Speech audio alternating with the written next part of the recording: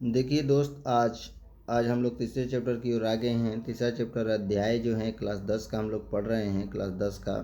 तो पूरा वीडियो को देख रहे हैं तो उनके लिए बहुत बहुत धन्यवाद। और इस वीडियो से ज़्यादा आपके क्वेश्चन नहीं बनने वाले हैं। आप हमारे वीडियो के साथ आप देखते रहिए और कितना सही करते हैं आप कमेंट में बताइएगा कि कितना आपने सही किया। अगर सच में आपने रिवीजन किया है, पढ़ा है, तो आपको सच में ये सारी क्वेश्चन आपको लग जाएंगे। अगर नहीं होंगे तो आप देखिए कि कितना हमने गलती किया है और कितना पढ़ने की ज़रूरत है, तो उसमें हम पूरा देखेंगे। ठीक है। तीसरा चैप्टर का नाम है हिंद चीन में राष्ट्रवादी आंदोलन, और इनसे कैसे एग्जाम में क्वेश्चन पूछे गए हैं। और ये सारे जितने भी हैं ये सब प्रीवियस पेपर, आप जाइए मत, पहले पूरा देखिए। ठीक है, घबराइए मत, पूरा देखिएगा तभी तो समझ में आएगा ना। तो ये पहले क्वेश्चन पूछे गए हैं जो मैं आपको बताने का प्रयास कर रहा हूँ। ठीक है।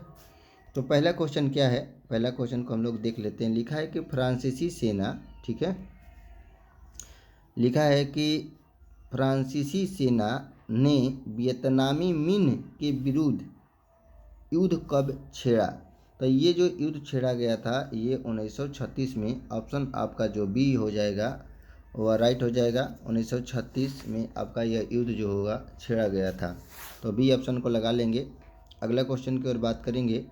अगला क्वेश्चन क्या है, जल्दी जल्दी करते हैं हम, इसमें डिटेल में आपको वीडियो में कर कर बताए हैं, तो आप डिटेल में जाकर वीडियो देख सकते हैं। ये एमसीक्यू हम लोग करवा रहे हैं। ठीक है। लिखा है कि हिंद चीन के देशभक्तों ने वियतनामी राष्ट्रीयवादी दल का गठन कब किया।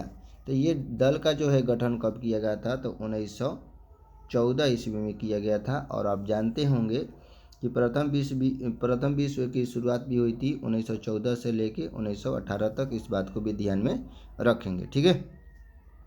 अगला क्वेश्चन की ओर बात करेंगे, जल्दी से करेंगे, ज़्यादा समय नहीं लेंगे हम। लिखा है कि 1930 में वियतनामी समाजवादी दल का गठन किसने किया। तो 1930 ईस्वी में किसने किया था, तो ये आपको भली भांति पता होना चाहिए कि किसने किया। तो ये आपके ऑप्शन जो हो जाएंगे, वन आपके राइट हो जाएंगे। न्यूगन आई कॉविक ने किया था, तो ऑप्शन आपका ए आपका राइट हो जाएगा। आप देख लीजिए। थोड़ी सी आगे बढ़ते हैं। चौथा क्वेश्चन क्या लिखा है, लिखा है कि अंकरवाट मंदिर कहाँ स्थित है। तो अंकरवाट का जो मंदिर है ये कंबोडिया में स्थित है, ये आपको भली भांति पता होगा।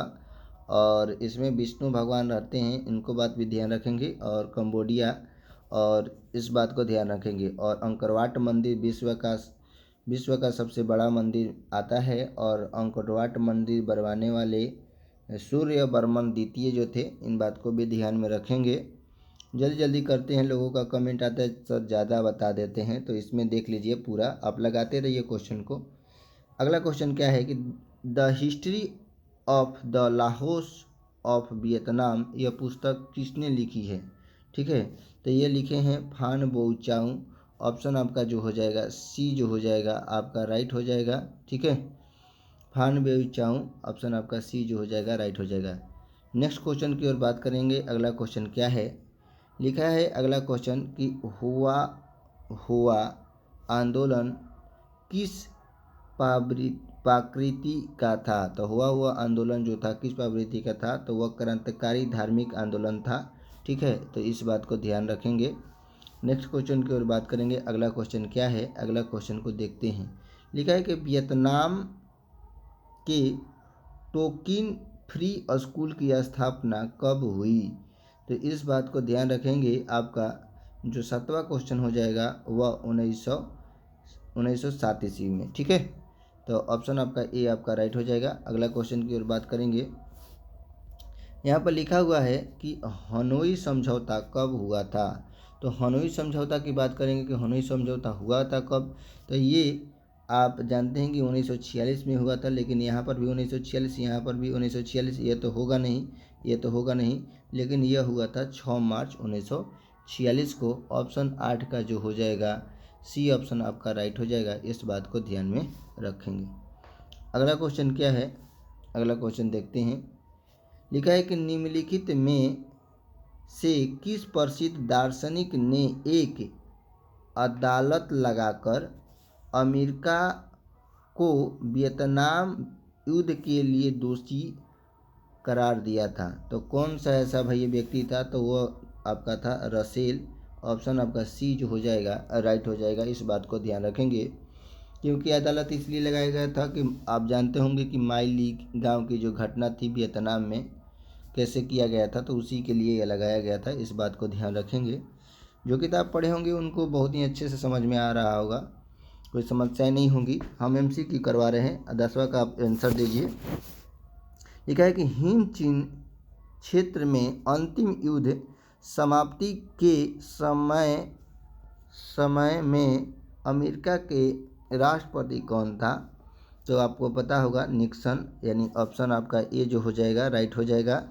नेक्स्ट क्वेश्चन की ओर बढ़ते हैं। अगला क्वेश्चन क्या है, बहुत ही कम क्वेश्चन है। लिखा है कि वियतनाम का प्रसिद्ध व्यापारिक बंदरगाह कौन था? तो आपको पता होना चाहिए कि व्यापारिक बंदरगाह जो था वो फाइफो जो था, ये आपको हो जाएगा। ऑप्शन आपका ए जो हो जाएगा राइट हो जाएगा। तो अब कई लोग कह रहे हैं सर मलक्का होगा, ये मलक्का नहीं होगा। 510 में यह केंद्र बनाए थे, व्यापारी केंद्र, ठीक है, इस बात को याद रखेंगे। ये अब जो देखते हैं यहाँ पर लिखा है अगला क्वेश्चन कि वियतनाम में रहने वाले फ्रांसीसी क्या कहलाते थे? तो आपको पता होगा कि जो वियतनाम में जो फ्रांसीसी रहते थे उनको कलोन कहा जाता था। ऑप्शन आपका बी जो हो जाएगा राइट हो जाएगा। नेक्स्ट क्वेश्चन की ओर बढ़ते हैं। आगे क्वेश्चन क्या लिखा है? लिखा है कि कंबोडिया को स्वतंत्र राज्य की मान्यता कब प्राप्त हुई थी? कंबोडिया को स्वतंत्र राज्य की मान्यता कब प्राप्त हुई थी? तो ये भली भांति आप जानते होंगे कि 1954 ईस्वी में। तो ऑप्शन आपका डी जो हो जाएगा राइट हो जाएगा। नेक्स्ट क्वेश्चन की ओर बात करेंगे। लिखा है कि दियान बियांग फू के युद्ध में किसकी हार हुई? तो इसमें आपको दिया है कि जर्मनी की, ब्रिटेन की, फ्रांस की, यूनान की, इसमें से किसकी हार हुई थी? तो आप भली भांति जानते हैं कि फ्रांस की हार हुई थी। ऑप्शन आपका सी जो हो जाएगा राइट हो जाएगा। नेक्स्ट क्वेश्चन की ओर बढ़ते हैं। नेक्स्ट क्वेश्चन में क्या लिखा है? नेक्स्ट क्वेश्चन में लिखा है कि हिंद चीन पहुंचने वाला प्रथम व्यापारी कौन था? यह 18 में, 22 में कई सारे एग्जाम में पूछे गए हैं। तो पुर्तगाली जो था वही सबसे पहले पहुंचा था हिंद चीन क्षेत्र में। हिंद चीन का मतलब मैंने बताया था कि हिंद चीन का मतलब होता है लाहौस, वियतनाम और कंबोडिया। अगला क्वेश्चन देखते हैं। अगला क्वेश्चन क्या है कि लिखा है कि हिंद चीन में कोलोन किन्हें कहा जाता था? तो हमने देखा था कि हिंद चीन में जो कोलोन कहा जाता था वो फ्रांसीसियों कहा जाता था। तो ऑप्शन आपका सी जो हो जाएगा राइट हो जाएगा।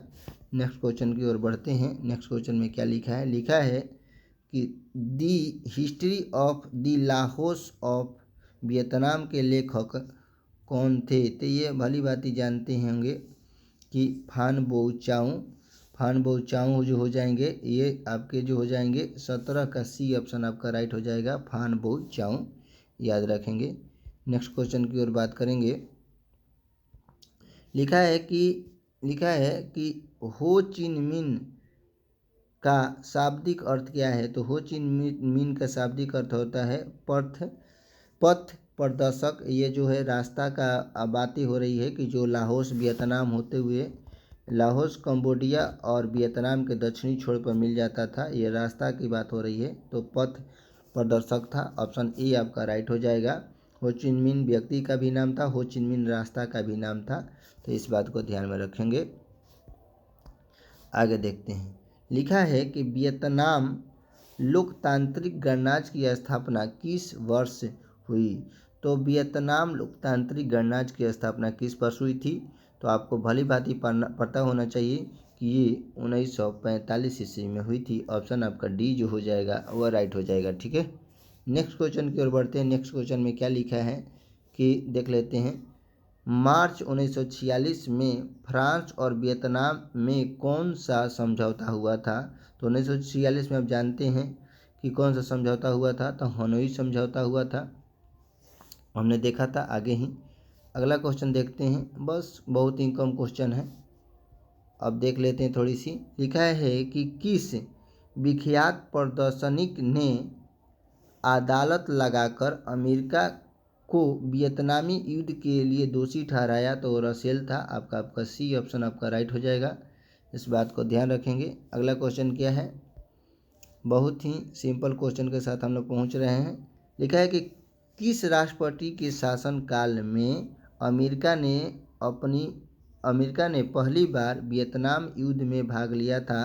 तो आप जानते होंगे ऑप्शन आपका डी जो हो जाएगा वह राइट हो जाएगा।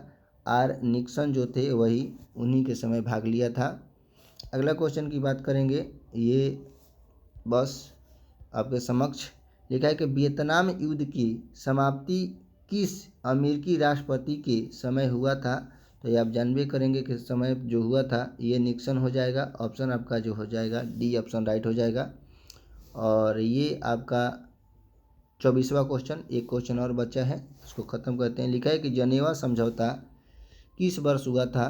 तो जनेवा समझौता की बात करेंगे तो किस वर्ष हुआ था, तो ये आपको पता होना चाहिए, ठीक है, कि जनेवा समझौता जो हुआ था 1954 में, यानी आपको जो याद होना चाहिए 1954 में, और हनोई समझौता 1946 में याद रखेंगे, ठीक है। तो ऑप्शन सी यहाँ पर राइट हो जाएगा। नेक्स्ट क्वेश्चन की ओर बात करेंगे।